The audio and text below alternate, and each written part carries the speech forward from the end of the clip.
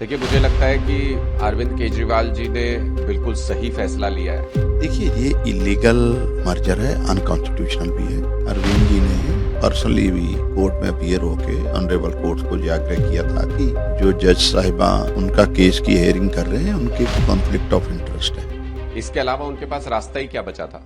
देखिए, मुझे लगता है कि अरविंद केजरीवाल जी ने बिल्कुल सही फैसला लिया है। इसके अलावा उनके पास रास्ता ही क्या बचा था? अरविंद केजरीवाल जी खुद कोर्ट में गए रिक्यूजल एप्लीकेशन लेके कि कॉन्फ्लिक्ट ऑफ इंटरेस्ट है। जज साहिबा ने इस बात से इनकार तो नहीं किया, उन्होंने तो खुद माना कि वो आरएसएस के फ्रंटल ऑर्गेनाइजेशन अधिवक्ता परिषद के प्रोग्राम्स में जाती हैं और अरविंद केजरीवाल जी आरएसएस और बीजेपी की आइडियोलॉजी से सबसे मजबूती से लड़ रहे हैं।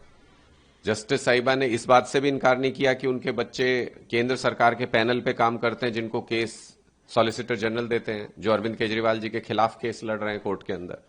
ये दोनों बातें होते हुए उस कोर्ट से इंसाफ कैसे मिल सकता है अरविंद केजरीवाल जी को? वो कैसे उम्मीद करें इस बात की?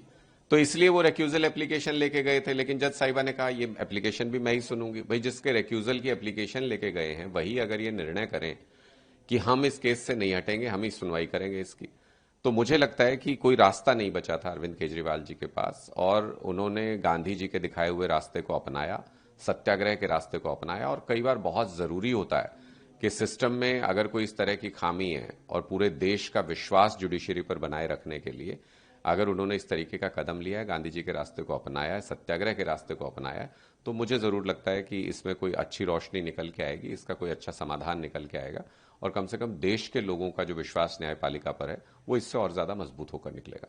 देखिए, ऐसा है, अरविंद जी ने पर्सनली भी कोर्ट में अपीयर होके ऑनरेबल कोर्ट को ये आग्रह किया था कि जो जज साहिबा उनका केस की हेयरिंग कर रहे हैं उनके कॉन्फ्लिक्ट ऑफ इंटरेस्ट है, तो उनकी जगह कोई और जज जो है उनकी सुनवाई कर ले। लेकिन मुझे लगता है ये अब जुडिशरी का फैसला है, हम तो उनसे आग्रह ही कर सकते हैं, लेकिन डेफिनेटली आम आदमी पार्टी जुडिशरी को और कानून का, कचहरियों का सत्कार करती है। देखिए, ये इलीगल मर्जर है, अनकॉन्स्टिट्यूशनल भी है।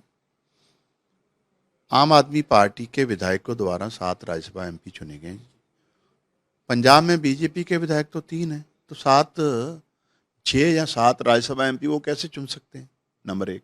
नंबर 2, जब तक जो हमारे जो पार्लियामेंट में लीडर ऑफ द पार्टी हैं संजय जी, उनकी पटिशन ऑलरेडी जो राज्यसभा के चेयरमैन उनको गई हुई है, उस पर अभी चेयरमैन साहब ने कोई फैसला नहीं किया।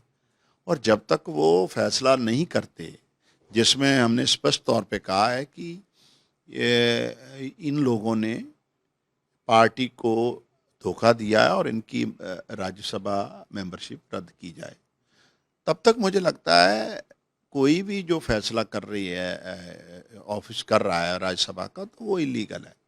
और वैसे भी ये बड़ा एक हमारी डेमोक्रेसी का बड़ा स्पष्ट नियम है, जो विधायक हैं वो राज्यसभा मेंबर चुनते हैं। और पंजाब में बीजेपी के विधायक ही 3 हैं, 2 हैं, पता नहीं 3 है, इससे ज़्यादा तो है नहीं। तो वो 6 या 7 राज्यसभा एमपी कहाँ से चुन सकते हैं? तो ये अनकॉन्स्टिट्यूशनल है और ये तानाशाही जो भाजपा की है उसके कारण ऐसा किया।